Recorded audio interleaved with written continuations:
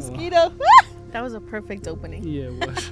We're in a different setting. This is a beautiful backyard. It's my aunt and uncle's backyard in Jiquilpan, Mexico. We didn't come here for vacation. We came here for a different reason. We came here for my residency interview. We started this process a long time ago when we had to leave the United States, which is kind of nerve-wracking to think like, oh, there's no promise that we're coming back. I've been praying since we left the house. Every time we arrive at a new airport, I'm praying. But still, even then, we're like, don't say too much. Yeah, we were like, don't share too much information. Yeah. Don't get too personal. Again, we stepped in there feeling like, oh, we can't trust anybody. It was like a fun experience. Like, Of course, we're coming to handle something that's serious, but like we're traveling together, and her and I never get that. It was, again, just a reminder. It's like, dang, okay, after 10, 15 years, like, we still love each other. Would you fall back in love with me? Yeah. Aww. 100%. Like every good story needs a plot twist. Okay? We ended up forgetting a document. That was a huge, costly hiccup. Hold on. Like, I don't want to just be burning through cash over here. It'll be cheaper if we go over there, fly my kids over, and for us to go to Michoacan and for us to just all be together as a family. Because at this point, we're gone. We're separated from our kids for 10 days already. So I don't consider myself to be a Debbie Downer, which, thank God, we find solutions through everything. And that's how I felt the whole time. I know he was stressed. I know he was worried. I know he was upset. But I'm like, why are you going to get mad over something we have no control over? We messed up. All right, that's it. And I feel like everyone was like, yo, what's up? Like, what's the update? I'm like, guys, no updates. But today we got an email. Finally, it was like, hey, ma'am, you've been approved. Woo!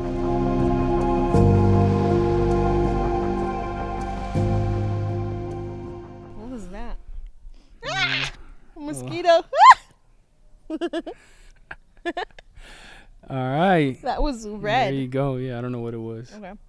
As you guys could tell, That was a perfect opening. Yeah, it was. We're in a different setting. We are not at home. And as you can tell, this is a beautiful backyard. It's my aunt and uncle's backyard in Jiquilpan, Mexico. Jiquilpan, Michoacan. Michoacan. Sorry, Jiquilpan, Michoacan, Mexico. Mm-hmm. And we didn't come here for vacation. We came here for a different reason. Do you want to tell them why? Yeah. We came here for my residency interview. Mm-hmm. Her visa interview. Yeah. You know, my wife was born in Mexico, and she went to the United States at the age of 4 years old. So ever since she had been in the United States, she had yet to come back to Mexico. But she also didn't have citizenship, residency, or a visa while being in the United States. So we started this process a long time ago when we were, I don't even just remember married. how It was old. 2017. We had just got married. It was 2017, and we started her process. We got connected to a lawyer, and we knew we were going to try to get her visa or residency. And it's been, how many years was that? 8 years? Mm-hmm. Since we finally got our interview. I keep saying ours. It was your interview. Mm-hmm. Yeah. But it's been 8 years, and she finally got her interview. So we finally came to Mexico, you know, and we had to leave the United States, which is kind of nerve-wracking to think like, oh, there's no promise that we're coming back. There's no promise that you're being let back in. Well, no, not true. Because, so here's the thing. We waited for a long time. And I do have my DACA and my work permit. And everyone, I always remember what our lawyer said. Because everyone would give us their thoughts, their opinions. And our lawyer said, what was the line? I just said I always remember, and I forgot. He said something along the lines of, don't believe in like the tia chisme. Yeah. And I'm like, what do you mean? He's like, everyone's going to say, oh, es que tu tía dijo, es que tu tía vio, y es que a esta persona así le fue. He's like, don't believe in it, because everyone has a different process. And so that was really helpful for me, because it took us 8 years. It takes other people 1. But we just found out why. I do have my DACA and I do have my work permit. However, I did not enter legally. Therefore, it's my castigo. I need to go out. And back to what Norby was saying, he's like, it's not a given that we're going to come back.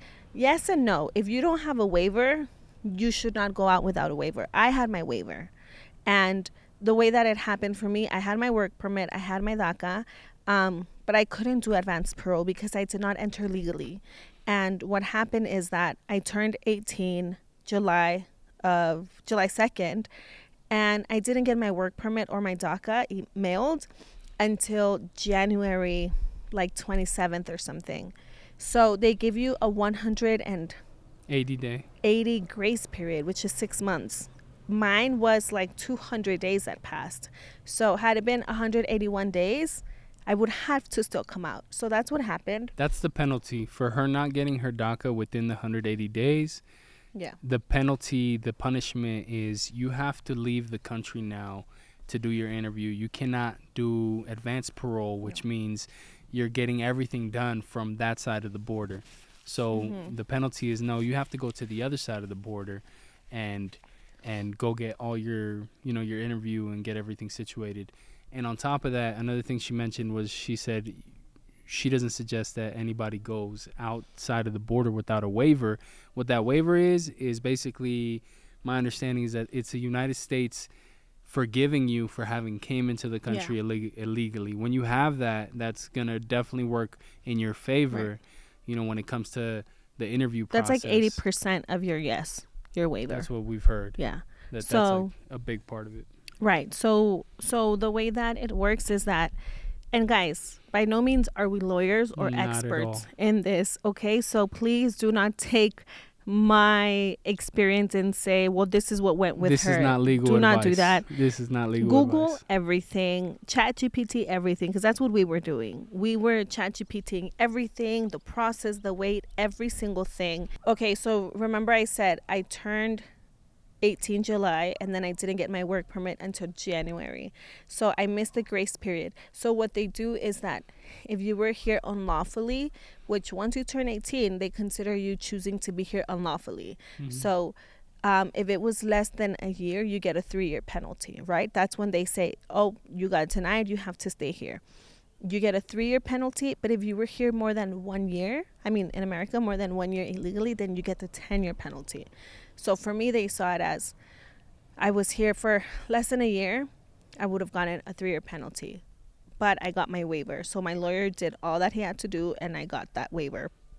So there's so many layers to this case, but we can fast forward. It was going to be a while, and everyone was like, but you have your work permit and you have kids and you've been here since you were so little and you're married and your marriage is not rigged. And I'm like, guys, we are not the lawyers or the consulate, none of that. We don't know. So it did take a long time, and everyone would get mad for me, right? He would always know, like, everyone was like, but why? Maybe your lawyer's not doing his work and whatever. Guys, we came in 2017. We were under Obama, then we went through Trump, then we went through the closing of the White House, then we went through COVID, then we went to Joe Biden, and then we're back at Trump. All of these processes delayed. Every single one of these stages because every to delay the process. Every president changes laws and stuff like that too. So it was very chaotic. Not chaotic, honestly. I didn't feel it, but so I was gonna say, everyone would always say like, how it was taking so long, and I always told Norby, I'm not worried about how long it takes. Everyone thinks Juarez, oh my gosh, it's so scary, it's so dangerous. And I always told the Lord, look, God, I don't care if it takes 10 years, I don't care how long it takes, but I want it to be at your timing, Lord, that it's going to be good, everything, we're going to be safe, we're going to get back home safely. I always said that to the Lord, and I would tell the Lord, I don't care how long it takes, as long as it's under your timing, it's going to be perfect timing. Comes July 1st. My lawyer texts me, and then he's like, hey, you have your appointment for August 4th. And we're like, whoa, what? We were so unprepared for it. Yeah, that was crazy. It was really crazy and spontaneous, and it was like, what? We've been waiting so long, and he did tell us, hey, it might come this year, to be honest. He's like, I'm seeing other cases like your guys's that were from around the same time. But he had said that like 2 years ago, too. He did say that 2 years ago also.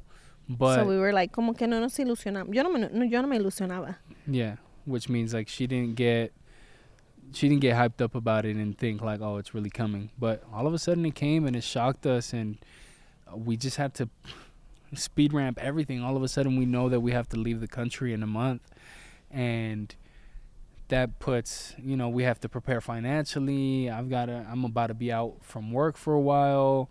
We didn't know how long to expect, but we knew it could take a week to 2 weeks.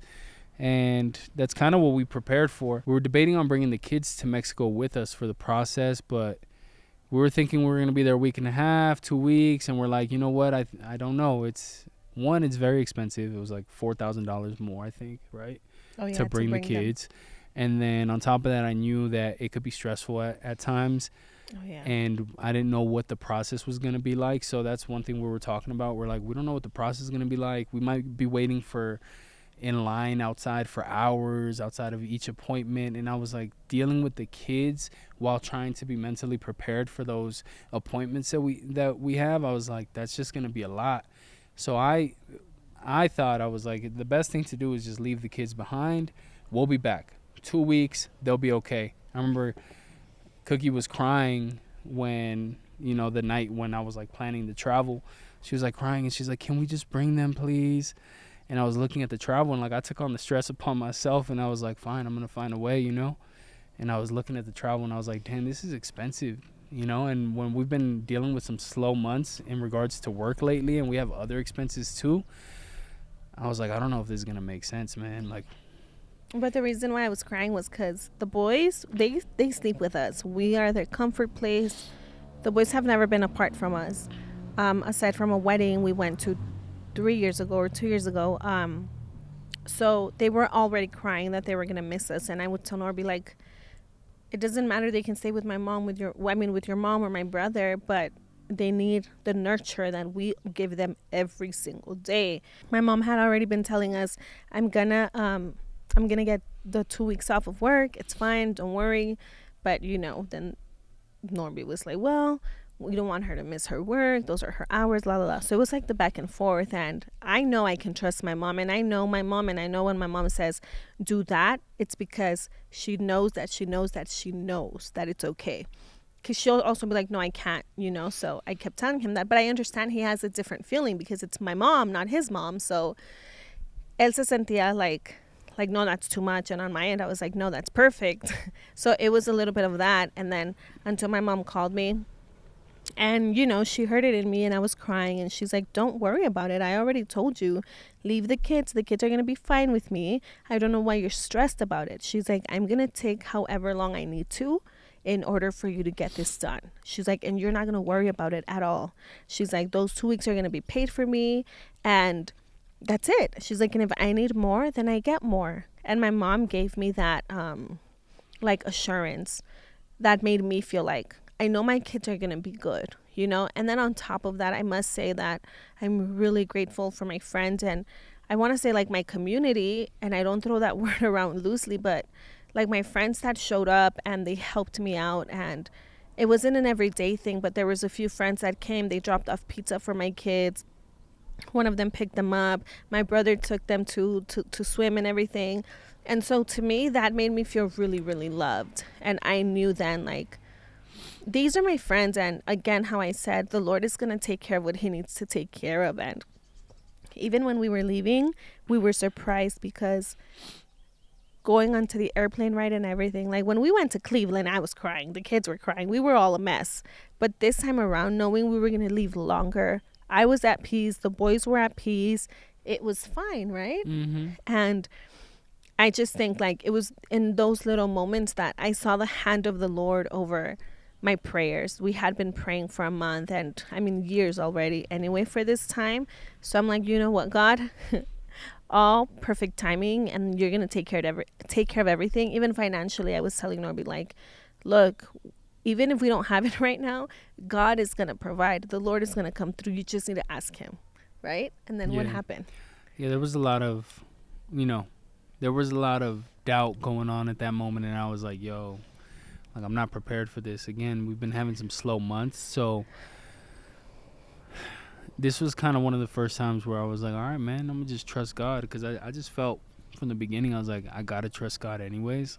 And I felt that because we didn't know what the decision was going to be regarding her case. As much as we felt confidence that her case is going to be approved, we don't know for sure until it's approved, right? And I didn't feel that way. That's how I feel. And so from the beginning, I felt that I was like, I got to trust God regardless. And then when it came down to finances and having the funds to be able to pay my bills and be able to purchase flights and book a hotel for a week and a half, I was like, dang, God, I was like, yo, I need these checks to come through like at the perfect time. I've already been waiting on some checks for a long time, and I needed them 2 weeks ago, but now I need them even more. And they happen to come in right on like the nick of time, and that blew me away, because I was like, all right, I was like, dang, God comes through. And I was like, that was just the first way, that was just the first step. And I was like, all right. It gave me a confidence that I was like, everything's going to work out in this entire process. And, we ended up going to Juarez. And like she said, everything surprisingly, even with the kids being so calm and saying, it's okay if you guys go, we're going to be fine. Like, that was a surprise too, because we were leading up to us leaving. The boys were expressing, well, at least our oldest was expressing how he was nervous about us leaving, and he didn't want us to be gone for so long. And then all of a sudden, when it came down to us actually leaving, like, he was fine.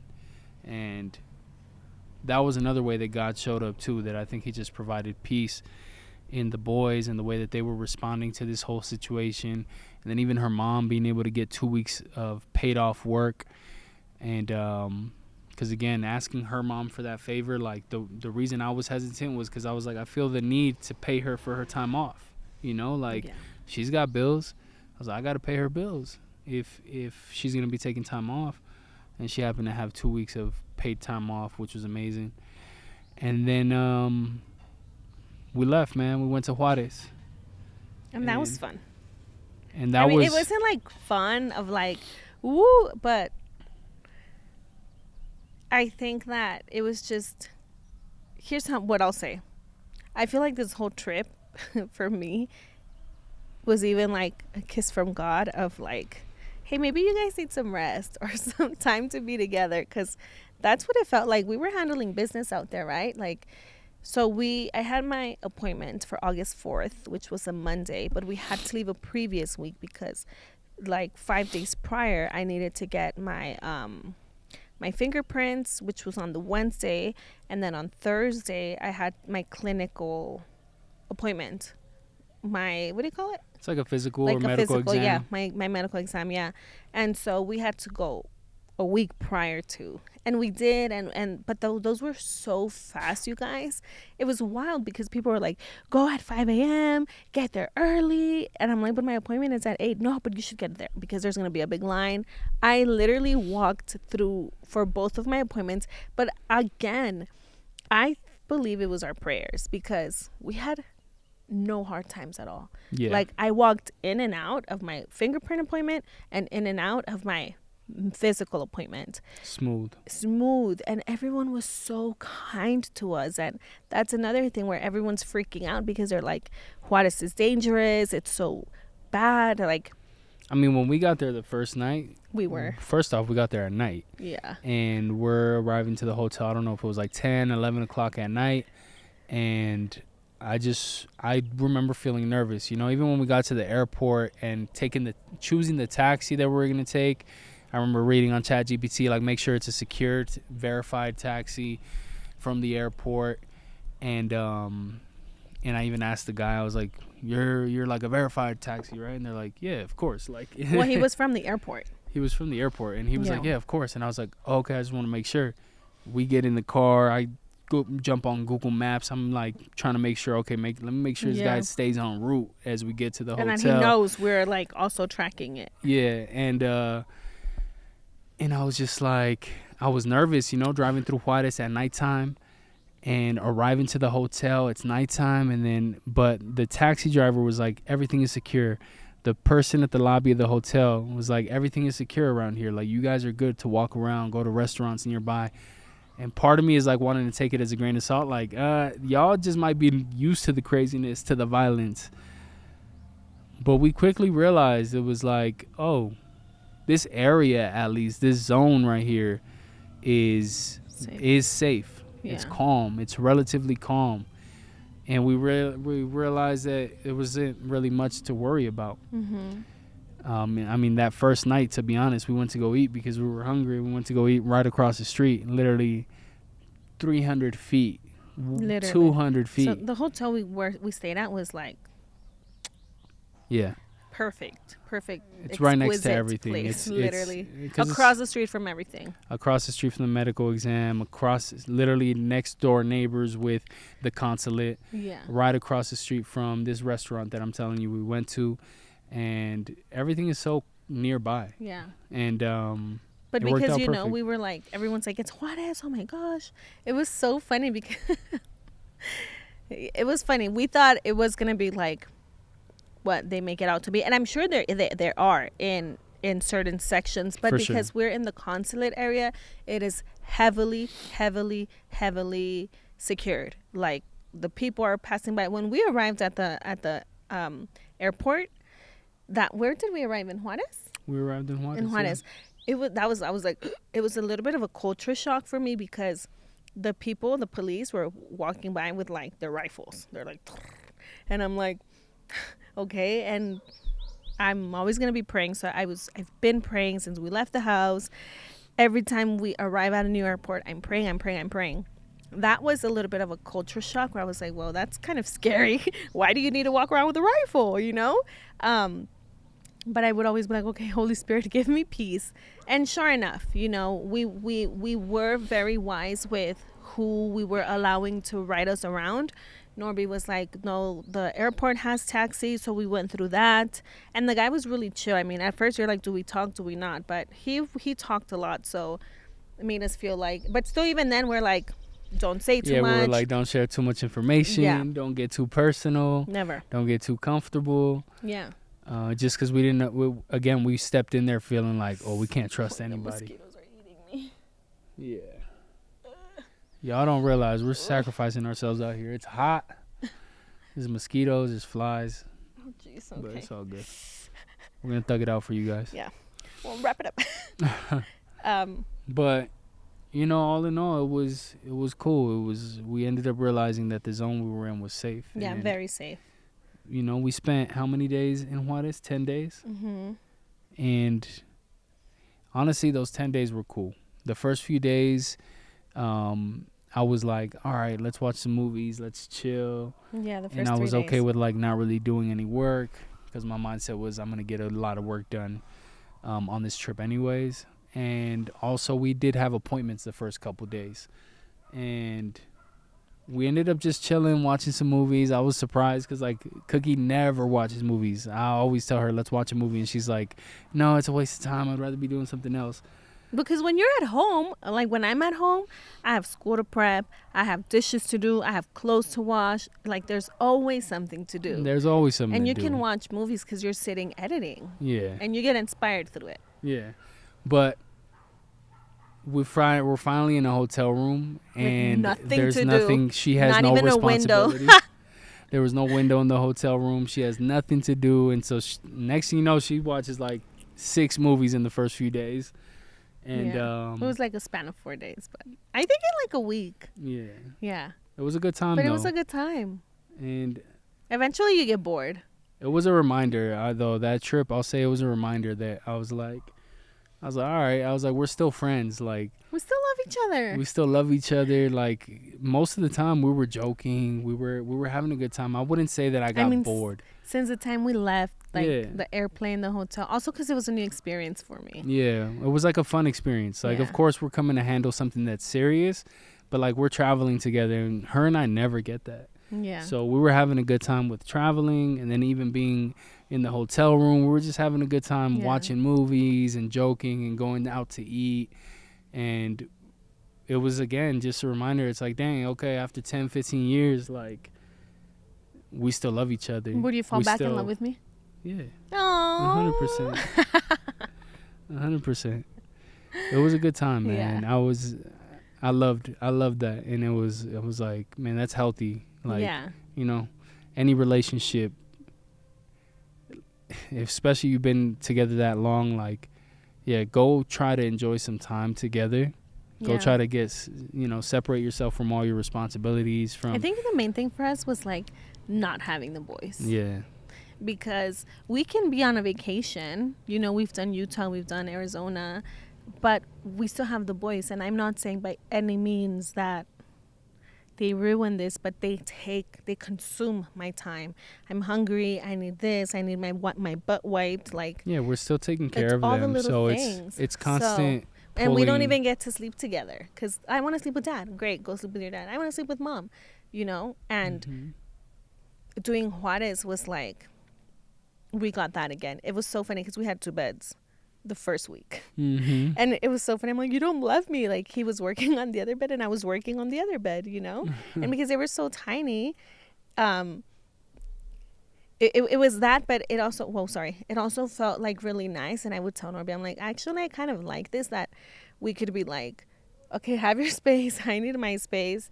But it doesn't mean we hate each other. It's just like, I think it's so healthy to be able to know, I want my space, he wants his space, and we're working, and literally no hard feelings. Like, we don't need to be like chicles, and that was really lovely.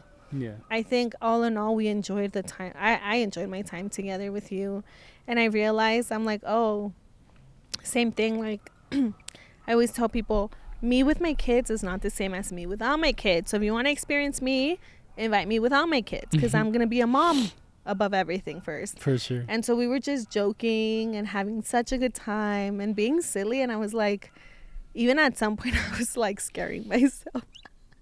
I was like, all right, ADHD, calm down. Like, take a deep breath, get to work.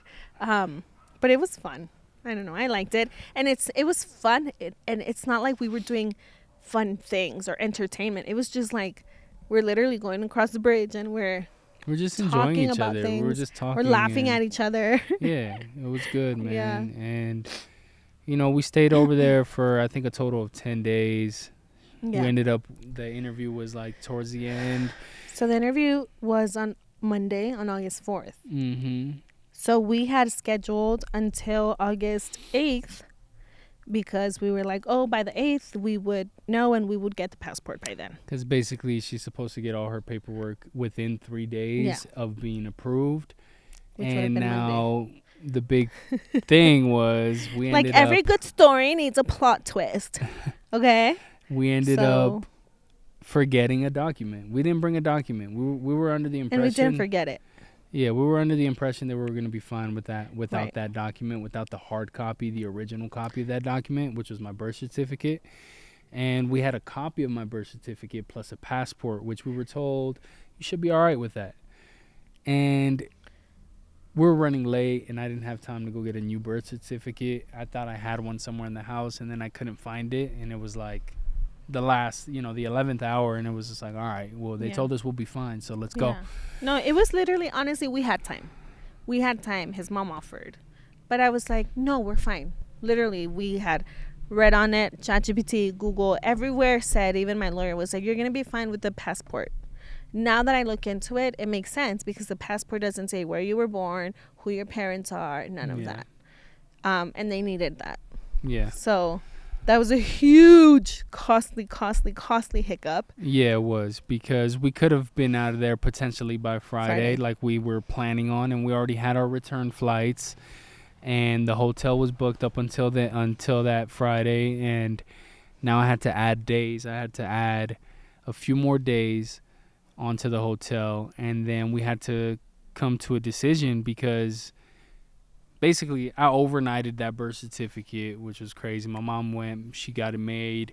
They overnighted it to us. I took a taxi from Ciudad Juarez to El Paso, Texas, which was like a 40-minute drive. Went to go pick up that birth certificate from a FedEx, drove back to Ciudad Juarez, went to DHL, mailed it to the consulate, and then we did our part.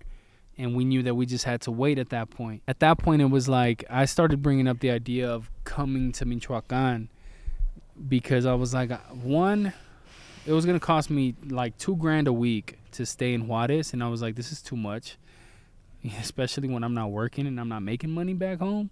It's like, hold on, like I don't want to just be burning through cash over here. And then I was like, it'll be cheaper if we go over there to Michoacan, and it'll cost me less than 1 week worth of Ciudad Juarez expenses. Yeah. It'll cost me less than that to fly my kids over to Michoacan, and for us to go to Michoacan, and for us to just all be together as a family. Because at this point, we're gone. We're separated from our kids for 10 days already. So I was like, bringing that up is an option. I know at first Cookie was like, I don't want to do that. I don't think so. I don't think it's necessary. I think we could just wait it out, and it's not going to take that long. And, you know, in hindsight, we both didn't know. Like, I was also like, it could be fast, and we might make all this move and all these expenses in trying to bring the kids over, and it's a lot of moving parts. And I was like, and we might do all that just to come to find out that, oh, the documents were ready within a few days. But in hindsight, at this point, it's been a week, right, since we've been in Michoacan, and I'm glad we made the move. You know, it made sense, because we got to spend time with our kids. We got to enjoy Michoacan. We got to be back together with them, which is the biggest thing for me, to be honest. And it's been a beautiful experience so far. Yeah, it has been. I just want to go back a little bit to the interview part, because I feel like you rushed through that. I go to my interview on Monday. I have everything, okay? And I'm waiting. It would have been so fast. I would have been done in like less than 30 minutes. And she's looking through my stuff. She's giving the people in front of me a hard time already. And here's the thing. When you're going to your interview, everyone, they did tell us that, because I thought it would be different. They were like, it's just kind of like going into the DMV, right? You hear everyone's case. You hear what they ask everyone, all of these things. So I'm waiting there. And they put me on a certain window. There was 3 windows, 2 on this side, 1 in front. And then the girl's like, you're going to go here. I don't know if it was the different types of cases, because the people here, they were saying like, ¿Quién te pide? Who is requesting you? And they were like, oh, my son, my son. So I don't know if it was different types of windows, but she put me, I was in the back of the line. She's like, you go to this window. You only go to this person. And I'm like, okay. And she was like the roughest one. I was like, Lord, I wanted them. I ended up with her. She's looking through my paperwork, and then she's like, oh, well, this is incomplete. You're missing the original birth certificate, and you're missing his W-2s. And I'm like, we don't have W-2s. I have everything here. So I give it to her, and I'm literally praying, Lord, please don't let this be like an inconvenience. She's looking through it, and then everything is fine. Everything is fine. She prints something, and I'm like hoping that she was going to okay me, because I thought, we have the copy of the birth certificate and we have the passport. It should be fine. But she's like, nope, I can't do this. I can't work with this. I need the original copy. And I'm like, okay. She prints me the blue paper, which is a 221G, which is just these are your missing docs. And that's it. She was literally like, no, I can't move forward. That's it. Boom. Gives me this. She's like, that's it. I'm like, okay. You can't even ask questions, because it feels just so scary. So I was just like, okay, thanks. And I grabbed them and I left. And I'm like, what just happened? And it moved so quick like that, where there was no questions asked. I mean, she did my interview, which was like, how old were you when you came?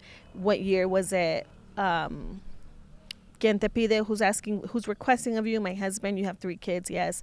Just things of my life. That was it. So it was kind of weird, because I'm like, I felt like it left me on a cliffhanger. Like, what's happening? Is this There's it? no explanation. There was no explanation. Yeah. It wasn't like, okay, come back, bring this back, DHL, la la la. It was nothing. So we were left to figure that part out, which was like, whoa, you know. You could tell that's just how an agency like that does their thing. They're just like, I mean, they have no attachment to you. They have no attachment. Yeah, and so I'm like, it is what it is, you know. And I was fine. Honestly, up until that day. I was fine the next day, but I think I got very frustrated. I think on the following day, so that day we get to working on, getting the birth certificate. His mom goes. We're handling everything that needs to get handled. Once we have the birth certificate, we're like, okay, let's figure out what's next. We were supposed to send it via DHL, but it was a lot of like, I went to the consulate. I talked to one girl. I talked to another girl. And they were giving me different information, Lots of miscommunication. which was just misinformation. Yeah. Misinformation. And then the third time, I'm like mad already. I'm frustrated because no one is telling me what to do. I go to the fingerprints. They're like, no, you can't turn this in here. I'm like, my email says I can. She's like, no, you can't. You got to send it via DHL or send it to the consulate. I go to the consulate, and what happens at the consulate, you go first, security. Security's like, what are you here for? I need to ask a question. Great. Go to the next girl. Go to the next girl. They tell you, turn off your phone, what's in your pockets. But since you're going to the information booth, it should be like not a big deal. And then I asked her, she's like, no, you can't turn it in. You need to go to HR. That was the first girl. Then a second girl tells me later on during lunch, she's like, oh yeah, you can turn it in here at the information booth. She's like, just come back tomorrow morning because it's already closed. When they had told us it closes at 12, I was there at 11:30, but she's like, it's already closed. I'm like, okay. So those are two things, right? We come back the next day, which is Wednesday. We come back on Thursday. We go back on Thursday. And at this point, again, security, I need to go to the information booth. Great, go with them. And then the girls are there, one of the same girls. And they're like, hi, how can I help you? Mind you, they're not being friendly. They don't care about you, okay? It's their job to be mean, I guess. Yeah. She's like, how can I help you? And I'm like, I need to get to the information booth. And Norby's like, oh, we just have a question. And he was being kind because I'm like, I need to get to the information booth. And he's like, oh, we just have a question. Yeah, I was very frustrated. And the girl looks at him. She's like, what's your question? Like, and that like set me off because I was already frustrated. And I told her, sorry, how I'm speaking now. I was like, you guys keep giving me information. You guys keep saying, what's your question? And I have not gotten to the booth once. I need to get there because you guys have given me wrong information at this point. The reason it's frustrating is because these are essentially the securities at the door. These are not the people who are at the information booth. So they don't have all the answers. Right. We know, and we're experiencing that in real time because we've already gotten two different answers from the securities at the door. Well, they're not securities. You go through security and then you go through these girls. They're not securities. They check your passport.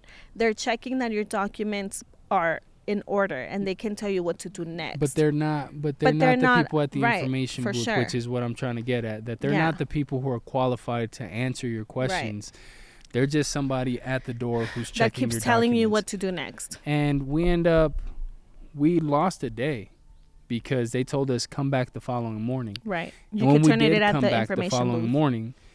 When we did come back that following morning, they told us you don't turn these documents in at this building. Window. You got to send it through DHL. Mm-hmm. Mind you, every day counts. Right. Because we're already here longer than we expected. We're trying to get home ASAP. It was only 2 days, but it felt really long. No, but for me it was like every day counts. So I was like, we just lost a day by trusting their word. Now I'm here in the morning, woke up early to submit these documents, and now you're telling me I got to send them another way. I'm like, oh, y'all just made me lose a day. Yeah. And so we're frustrated. We ended up getting to the information booth, though, and then we did get the answer of what we had to do, and we had to send it via DHL. We finally go to the information booth. We're on our phones. The security guard is like, you can't be using your phone here. You need to get out. He kicked us out. And I'm like, what? He's like, you need to get out. I was already mad, okay? He's like, you need to get out, and you need to turn it off. You need to go all the way, leave it in your room, and come back. And I'm like, what? I was really upset because I'm like, you guys couldn't tell me here, turn off your phone. You can't go in with your phone. So I was really upset. And we end up going back? No, we didn't end up going back. She was too frustrated. She didn't want to go back. That's when I started crying because I posted a meme. It said like, people, oh, you're so funny. And it's like, thanks. I just cried. I cried when I'm angry. And that was literally me because I feel so much. And since I can't like lose my sanity, I just start crying. And I was so frustrated. And I told Norby, I don't want to talk to you. I don't want to talk to anyone. I was just crying because I was so frustrated. And it wasn't with him. It was just like, why can't you guys just give me the correct information? Which I think that was the most frustrating part. Y ya, se me pasó. We went after. I'm like, we gotta go before they close again. So we ended up going later because this was early morning, like 8 a.m. That was early. Yeah, that's right. Then we went back at 11. I was And- all mad. I'm like, nobody talked to me. I need to get to the information booth. Was this the and same then- day that I was on the phone for hours? Yeah, but that was right after because then we had to because remember at this point, so this is what happened. After we go to the information booth, remember one of the girls said, you can turn it in here. And another girl said, no, you can't. It's only via DHL. Here's the thing. I could have done both. But since I had printed, so through the 221G, which is a blue document that says these are your missing documents. Once you turn it in, you have to scan it and send it to them first. After you scan it and you send it, they print something for you, which is kind of like your shipping label. And once you print that, that's the consulate knows we're receiving this information via DHL. So that's what had happened. Obviously, they couldn't explain that to me. They didn't explain it until we got to the information booth. Then the lady said, had you not printed it, you could have turned it in at the information booth. But since you did print it, now it has to be via DHL, which thank God only took a day for them to receive it over there. But after that day, we were like, okay, we don't know how long it's going to take. It can take anywhere between, did she say like 5 to 10 days? She told us it was going to be it could be up to 2 weeks for the whole process. Yeah. So And that's if we would have stayed in Juarez. at this point, because everything took a turn, remember, we were feeling like, okay, God is covering us.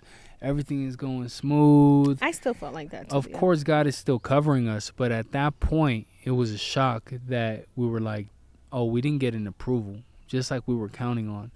Oh, we got to add more days to this travel. We didn't get approval. It's like our plans kind of, you stuck a wrench in it. You know what I'm saying? Where it's like all of a sudden our plans were not going according to plan. So when the lady says it could take up to 2 weeks, but we're also seeing online that it can take 5 days, I'm like, all right, part of me wants to believe it'll only take 5 days. But given the way things are happening now, I'm like, this might be a 2-week thing. I'm like, we gotta start looking at options because I'm not about to pay to be out here for 2 weeks. Like, it's not gonna make sense. And I don't. More than anything, it wasn't even about the paying, although that was a big deal. To me, it was like, I can't be away from I don't want to be away from my kids that long. I was like, I don't think. Wow, you really love them, huh? I love them, but it was like I just felt like that was a waste. Right. It wasn't valuable time at that point. Like we understood being away from them for a week and a half, 2 weeks was with purpose. It was for a reason. Yeah. But now that the process has been delayed, I was like, those extra 2 weeks of waiting because of an error, I was like, that's not valuable time anymore. That of them being separate from us, and I was just like, we need to bring them over and we need to be together in that waiting period. So, and it was crazy because we're trying to figure this out. Now, here's the second plot twist: the kids didn't have passports. The kids didn't have passports, and that makes the process complicated. They can't fly into They can't fly into Mexico, and they're definitely not flying back into the United States without their passports. And they can't fly without us as their parents from the United States to Mexico. And then in order for us to get their passports, we both need to be present in the United States, And then, or we both need to sign a document that needs to be notarized, that needs to be sent to the United States so that my parents can pull out their passports.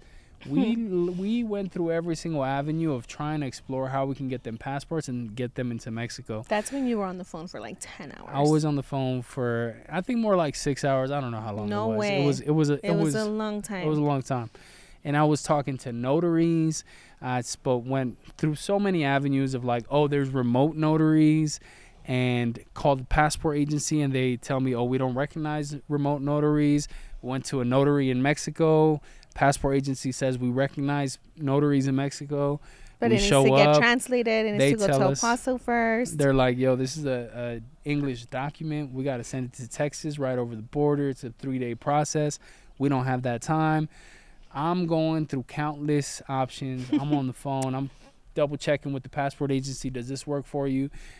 And it was just, I'm calling my aunt, who's a travel agent, And now I'm talking to her, and she's giving us options, and she actually is the one that gave us a solution, which was like, why don't you have your parents bring the kids through the border in Tijuana? You guys fly to Tijuana, meet up with the kids, fly from Tijuana to Guadalajara, and then drive to Michoacan. Yeah.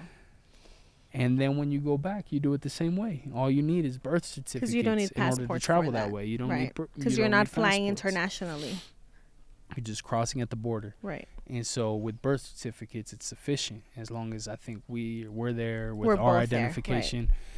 Right. And so that's what we did. We ended up making that move, and it made the most sense. And, you know, we woke up on Saturday at 4 a.m. Yeah. In Juarez. Went to the airport. We were there super early. That was so We got funny. there super early to an empty airport. Too early. And then with our big old heavy maletas. We flew to Tijuana. We got there before the kids. Waited around a little bit. Then they finally came by. We had lunch with my parents and the kids in Tijuana. And that was crazy, man. It was like, whoa. It was a mission. Like, but you know what? That was a beautiful experience for me, because I was like, this is the first time that my kids are in Tijuana, like in Mexico. Yeah. And then I was like, this is the first time that we're in Mexico together. In an airplane. I've always dreamt of this day. And like, we're eating tacos at a Mexican restaurant. It wasn't even the best tacos, but it was like, it's still an experience, you know. And I remember I had those experiences as a kid. You know, I grew up coming with my parents to Tijuana when they would go to the doctor, and we'd eat at a restaurant. Like, I have these memories. And so it was just beautiful for me to be able to see, like, oh, my kid, like, we're doing this right now with our family. And that was the beginning of the journey to Michoacan. And this is why we're in Michoacan. So that explains why we're here right now. It was so funny, but, you know, I get it. I think I get it. People were like, my mom was calling me, my in-laws, my friends from church, like, oh my gosh, how's it going? What's the update? And you guys are finding out last, because that's it, you know? But I put on my Instagram stories, like my private stories, and people who I know were praying for me and in that way looking out for us, they were updated. Because if not, it's like going to take forever to text everyone, which was like over 60 people. And I'm like, let me just do this way. And that helped a lot, because everyone was like, al pendiente, you know, they're like worried. And I'm like, guys, it's fine. I don't consider myself to be a Debbie Downer, which, thank God, we find solutions through everything, you know. And he stresses a lot, and I get it. I don't know if it's a different mindset, because he's like the provider, but he stresses a lot, and I'm like, relax, everything's gonna be fine. And that's how I felt the whole time. I know he was stressed, I know he was worried, I know he was upset, but I'm like, why are you gonna get mad over something we have no control over? We messed up. All right, that's it. We didn't mess up on purpose. We didn't purposefully say, just leave the birth certificate. No, I'm like, our lawyer told us, Google said, everyone said. And then he met a lady that was like, I brought my original birth certificate and they didn't ask for it. With her passport, it sufficed. You know what I mean? So it's literally el que te toque. And if they feel like being mean, that's what they're going to do. That doesn't mean that, like, I don't know. I just feel like I try not to let people get to me, you know, because I'm like, for what? You're going to ruin my day? For what? For over this little thing. And the whole time, I never stressed about the outcome. You know, I was pretty confident we were going to get the approval. There's no reason you wouldn't get the approval. But what was stressful is like, damn, the game plan is changing. Right. Damn, we got to find a solution. Like, I'm not trying to be away from the kids. Like, I know. When I get that part, but I feel like for me, even that, I was like, we have to bring the kids, and we bring the kids, and we make it a vacation, you know? And that was my mindset the whole time. I think in this situation and through just things in life, I'm like, all right, well, we're going to work through it. And the only way out is through. You know, there was nothing we could have done to speed up the process. Literally nothing, or we would have done it, you know? So I'm like, at this point, it's a vacation. Thank God. The Lord is like, hey, let's move it and let's bring the kids over and let's just enjoy it. Mm-hmm. And I feel like even in spite of everything, like, again, I can choose to be angry and be like, this is so dumb. Why do I have to be here? I'm so irresponsible, you know? Or I can be like, Lord, thank you.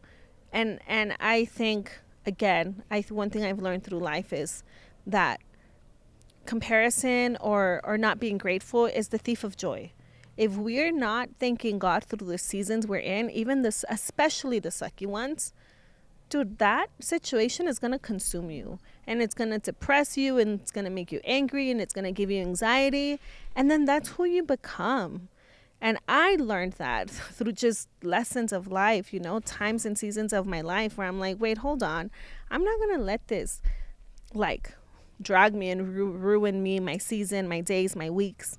So this was one of those situations, and I was just grateful. And I told Norby, look, thank God. And every day I was thanking God that he has family in Michoacan, and his aunt and his uncle have been so incredibly kind and so gracious and so generous. And I'm like, I even told Norby, I'm like, man, thank God that maybe financially we are not like overflowing in money yet.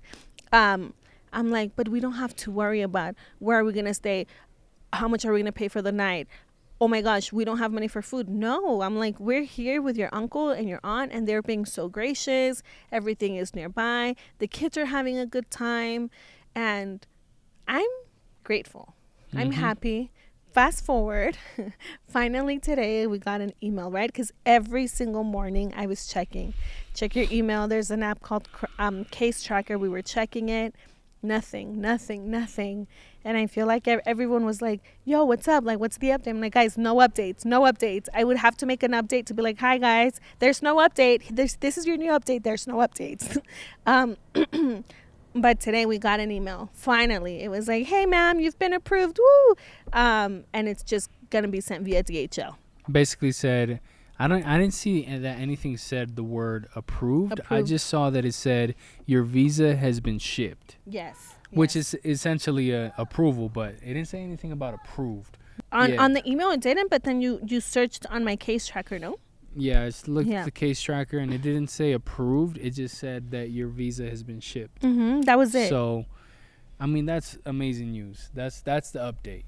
The visa has been shipped and we'll have it in within a few days. So, it's been, a week since we left Juarez? Yeah. And like about 8 days? 9 days. Yeah, it's been like 9 days since we shipped the document. So, that's how long it took. And, you know, maybe another few business days. So, another 5 days before she actually gets her documents. Like Wednesday, hopefully? Yeah, hopefully. I'm being hopeful that by Monday. Yeah. But maybe Wednesday, because maybe they said business days. They still got to get all the way over here. Right.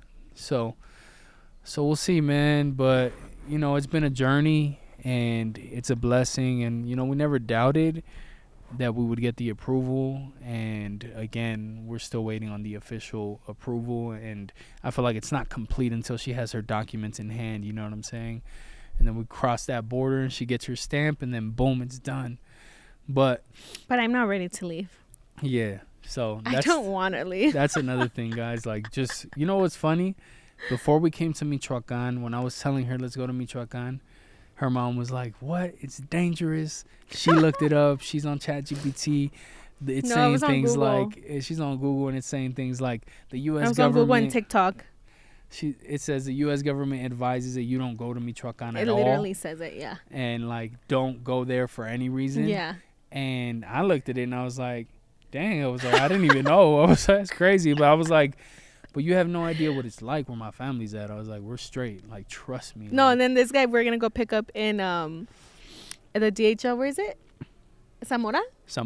In Zamora. And I'm like, oh, hell no, that's where, like, a shooting just happened. Yeah, it said, like, there was some news about, that's where we're getting her documents shipped to, which is an hour away from where we're at now. And she had seen some news about that. And I was like, damn. I was like, whoa. But I was telling her, I was like, you have no idea what it's like, though. Like, where my family's from, like, it's beautiful. I was like, but hold on, because it was so funny. Because when we were debating, first I was like, I would rather, because of everything I was reading, I would tell nobody, I would rather the boys stay at my mom's and they can wait 2 more weeks and I go to Ecatepec, which is por la Ciudad de Mexico, with my aunt. We can just do that. he was like, no, it's better to go to Michoacan and with my family. And I'm like, no, it's dangerous. And he's Google searching Ecatepec, and he's like, hell no, that's the hood. Nah, You're that's not the going to go hood. there. You're not going to take my kids there. And it was so funny. And when we tell my mom's like, ay, no, mejor vete con tu tía. Ellos están en el Estado de México. Michoacán está muy peligroso. And then he's like, hello, have you done your search about where your family lives? That's dangerous. And my That's mom like- is in my ear. That's the hood. Like, you could tell. I was like, and But I've you been. haven't been either. I've so been to don't Mexico say that. City, You've never and been I to drove. Ecatepec. I wasn't there specifically, but I drove around and I was like, oh, it's hood around here. Like certain areas, I was Well, like, my cousins are from the barrio. They're like, what's up? And it's Get in like- the way. Yeah. nah, but I felt it when I went to Mexico City. Like, people would even tell you, like, yo, be careful, Yeah. like, because you might get jacked out here. Like, once you're inside this area where there's security, you're good. And you feel it. You feel the stairs and all that. Once the sun starts going down, like, that's how I felt. And That's how I felt. I don't want to feel that everywhere. way. I don't want to say that about Mexico, but that's how I felt where I was at. Pero porque no conoces. And maybe it was a bit of just fear because I don't know, but yeah, but when she showed me, I was like, yo, that's the hood. I was like, I looked it up. I was like, we're not gonna be like, your family's there, like, just like anybody who grows up in the hood, like, you're good there if you're from there, but like us, I know what it's like even here in Jiquilpan, where it's like, it's, you know, it's relatively very safe, and they know that we're not from here. We and still that- got robbed. Our barber robbed us. they know you're not from here, and I think that affects the way that you're treated. That puts a little bit of more eyes on you. So it's like it's something, you know. We dressed down a little bit over here. I've been wearing the same pants since we came out here, you know. I was like, I'm not gonna try to look fresh and all that in Mexico because I don't need any extra attention. And Bro, this guy comes out with his hair all Rico Suave, his Dolce & Gabbanas, and a little nice Rico Suave shirt and Juarez. I'm like, you need to take that shirt off and put your glasses away. What is wrong mind with you, that's you? like a regular fit in LA, What right? the That's heck? like a regular fit. No, I'm like, bro. And you got to dress it down over here. You don't want to get attention on you, but man, it's been beautiful being in Jiquilpan. Like, this girl wants to buy a house out here now, and I'm like, I told you it was woman. nice. Woman. This woman, Kidding. I was like, I told you it was nice. I told you it was safe. Like, it's beautiful out It's here. so beautiful. You know what it is? The plaza is literally, or El Centro is like driving like 3 minutes away. Yeah, and that's basically, it's like a colonial, like, small town vibe, and it feels old school. It feels like you stepped into a neighborhood that's Pues es un 200 pueblo. years old, you Yeah, know, es like un pueblito hermoso. it's old school. I mean, look at this.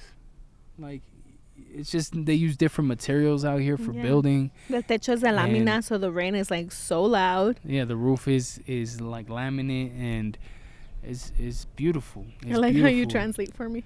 Because there's people who are not gonna understand.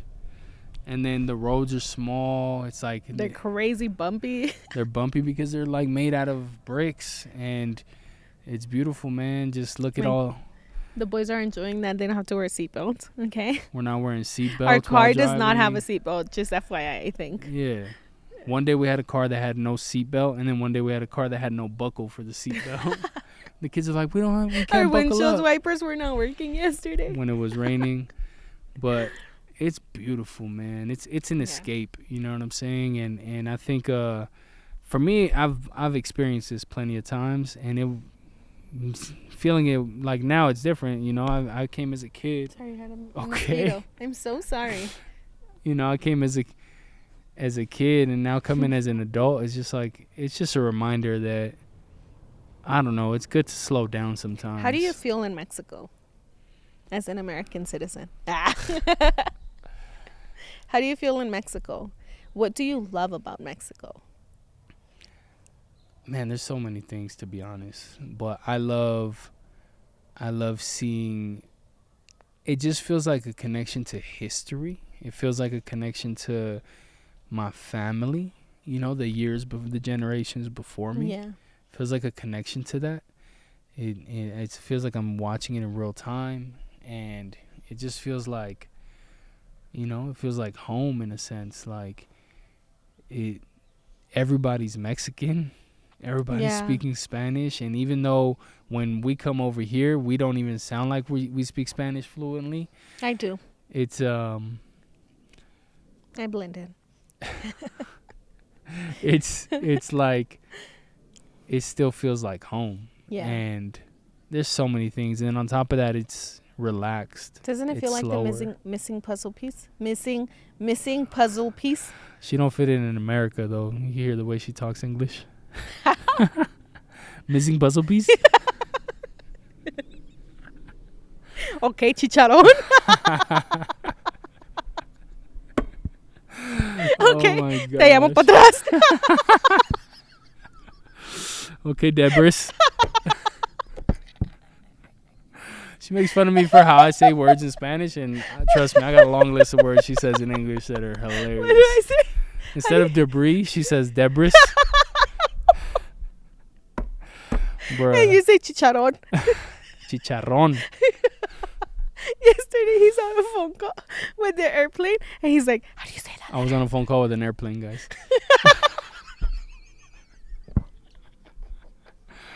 Oh my goodness.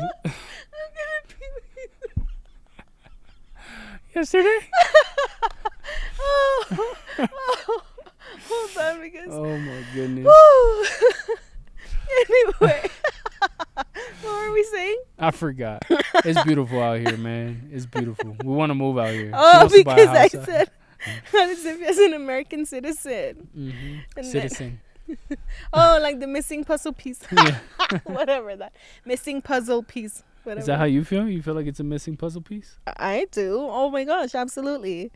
Whoa, I see everything red now. As an illegal immigrant?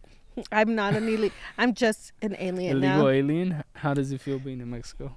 I'm not an illegal alien anymore. I'm an alien just now.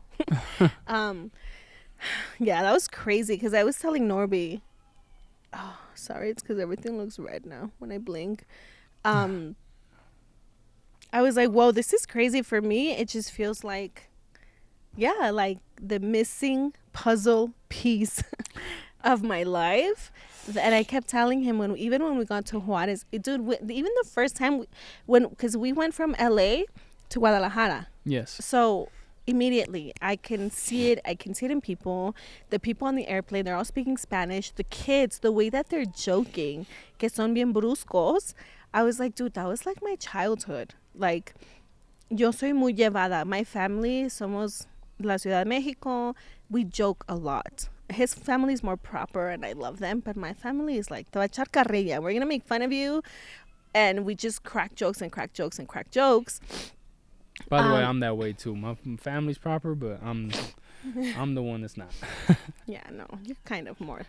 But anyway, so just from that place, from that minute when we were in Guadalajara, and even the people from LAX going to Guadalajara, it was really lovely. And then we get to the airport. But I tell Norby, dude, the people here are shorter. The women here are shorter, okay? I'm always like, oh my gosh, you're so short over there. I'm 4'11". But I'm like, oh my gosh, the women here are shorter. I'm in La Plaza and the women are so short. And also, like, even the red lipstick thing, I'm like, that's crazy. Because when I was growing up, like, I think like 17 through like 21, I was always wearing red lipstick when I would go out. And all the girls, like our flight attendants, they were all wearing like the red lipstick. The mannerism, the morals, like the mannerism for everything was like, oh caballero, oh dama, oh disculpe, oh con permiso, oh claro, oh pase, propio, things like that. Like you pass by and you're like, oh con permiso, you know? Super And they're like, respectful. propio. Things like that we don't have in America. You don't have an answer for like, oh, propio. Like if you say, excuse me, you don't say like, I don't know, unless you're super proper. I think it's like people from England or something. Excuse me. But it's things like that I told Norby, I was raised with that. Like you look at people and you're like, buenos dias, buenas tardes, ¿cómo está?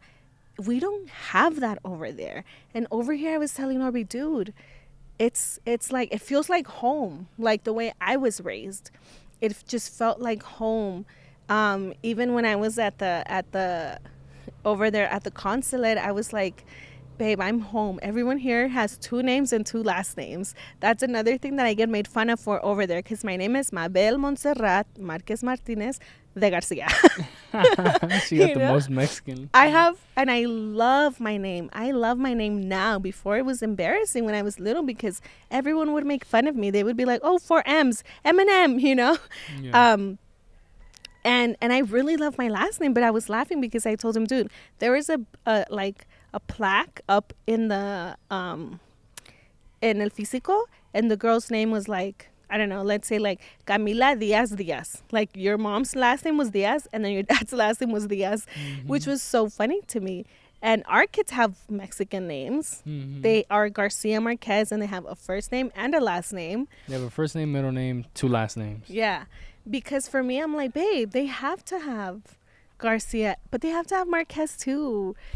For me, that was really special. And I'm like, and here everyone has, or at least when we were over there, they were like saying the longest names ever. Yeah. And it was just tiny things like that where I'm like, you see, I'm not weird. I'm just like in a place where maybe I don't belong, you know? And I just feel like here, it just feels like, like I could be myself and people get it. The way that I speak, the way that I joke, like people get it, you know? And I don't know, for me, it's that. And then we go out, we're like in La Plaza and people are in their front yards. It feels like the 90s. You guys remember growing up, to you who are like from the 90s? Everyone was out. Everyone was out. I grew up in the hood back over there too, and we would go to the corner store and we would get whatever we wanted at the store, and kids were playing out and everything. And this is the same thing. This is the same thing. And I don't know, everything about it, I'm really enjoying it. But I also know that maybe that's just the wonder of like Jiquilpan. And that's why I told Orbi, I'm like, I know I have family over there, but I would want to move here because he has so much family here. And his family comes here all the time. And I'm like, babe, we could just buy a house here. And we will buy something out here eventually, to be honest. Yeah, hopefully. Honestly, it's beautiful out here. It's so just beautiful. My family from the U.S. all comes over here, you know, once, twice a year. Well, because his parents grew up like 15 minutes away from here. Yeah, and I grew up coming here once a year, at least, I think. Yeah. And, man, it's freaking beautiful. We're going to definitely buy a property over here at some point. Or Ciudad de Mexico. Or Ciudad de Mexico, or maybe both, you know? I think Ciudad de Mexico we can... We're only 30. We got a long way to go in Jesus' name. Yeah. But I can't wait to see the rest of Mexico, my family. And we're so happy that we got that answer finally, that her paperwork is on the way. Like, it's the biggest blessing ever. Because now we're going to be able to have the freedom to explore. Now she's going to have the freedom to get to know her country, her roots, see her family that she hasn't seen in years. And we're just excited for it. You know. I know. As of right now. Get ready to be sick of my traveling. As of right now, what's crazy is like she's got to wait till like Wednesday was what we're hoping for, right? But I literally have to fly out and go do a week-long travel job in Central America on Monday. So I'm going to be leaving her and the kids here in Jiquilpan again. Thankful and blessed that we have our family. Yeah, my tío Rolando, my tía Gila. Shout out tío Rolando and tía Gila. I love you. They're letting us stay here in their home, and she's going to stay here with the kids. And actually it works out in a sense because halfway through the week they're going to the States. They're going to Colorado, and they're going to be up there for a week. So now she doesn't have the pressure of, you know, if the kids are having a tough time, like I'm that like, they're going to be present. Aviéntate ahí. You know what I'm saying? She's Revuélcate en el piso. She's going to be right here with her with the kids by herself for a week until I come back and pick her up. And by then she should have her papers and all that. But are you coming back? We don't know. We're going to figure it out. Either I'm going to come back or my parents are going to come, and then we'll meet up in the States. I don't know. No. We'll figure it out. We're not going to decide on the podcast. We should. But well, I just heard your dad saying they want to come and then go to like Puerto Vallarta. I'm like, yes. Yeah. Guys, hello. Welcome back to the beauty of homeschooling. Okay? It's legit. Because I am not stressed about, oh my gosh, the kids have to start school. A lot of the kids already started school this past week. And those are the type of things that I thank God for. I'm like, I'm not worried about that. Like, we were supposed to start September 1st. If we're back, we will. And if we're not, that's fine. But I did get books, some Spanish books that we were going over. And that's going to be their school for now. And I love it because you guys don't know how much I have hunted. No, haunted. No. Haunted.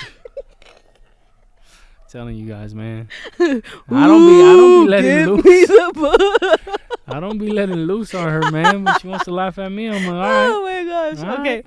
Hunted, yes. No se casado. I've been looking for these books for so long, and I've never found them. And then when I came here, I was like, oh my gosh, it's my time.